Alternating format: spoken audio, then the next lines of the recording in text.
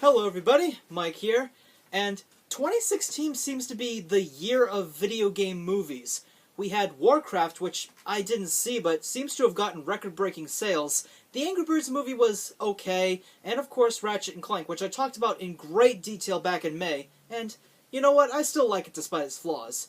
Now, we have the Assassin's Creed movie based off the critically acclaimed video game series by Ubisoft. The film is about some guy named Cal, played by Michael Fassbender, who is sentenced to death by way of lethal injection, but is then revived, I guess, by a shady company known as Abstergo.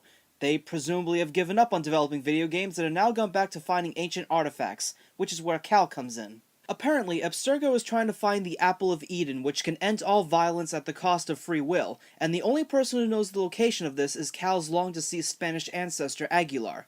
So he is put into a device called the Animus, which allows someone to relive the memories of an ancestor and actually experience the life as that person. In 16th century Spain is where the story looks its best. There are a ton of well-choreographed fight scenes and some awesome stunts, but they're sadly tainted by the fact that they constantly jump back and forth between the present and past.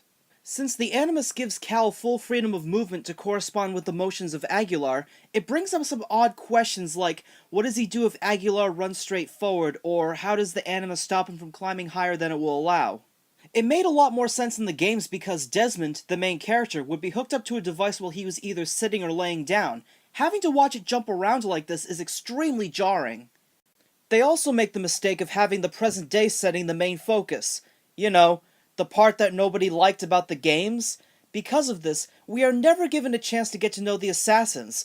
I never got the chance to care about Aguilar or his partner whose name I can't remember, and nothing from his dialogue is remotely interesting, mostly because it's in Spanish with subtitles. I know that they state that the Animus can translate foreign languages, but why can't it be spoken English like in the games? Even then it can be a little jarring since Ezio speaks English most of the time, but every now and then he says something in Italian. Even in the present, you're expected to care about the other inmates. I don't even think I got their names, so by the end of the film I was just calling them Black Guy, Asian Lady, and Skinny White Dude. Nothing feels connected to its source material. There's no mentioning of Desmond or really any of the other assassins or events from the games, and they even state that the film takes place in October 2016, while the games were mostly set in 2012. We don't even get to see the Leap of Faith, the most iconic moment in the series. Well, to be fair, there are times when characters do it, but we never get to see the action fully play out to be satisfying. This movie was awful. It was a huge waste of potential, and I don't know who to recommend it for. Newcomers will probably get confused, and fans won't get the experience they want. If you want to see a good live-action AC film, check out Lineage.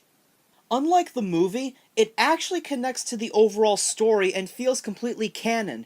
Even though the environments are CG, the actors interact with it very realistically, and best of all, you can get it for free on either consoles or YouTube. I wanted to walk out of the theater with something, but instead, I just got pretty action scenes and nothing more.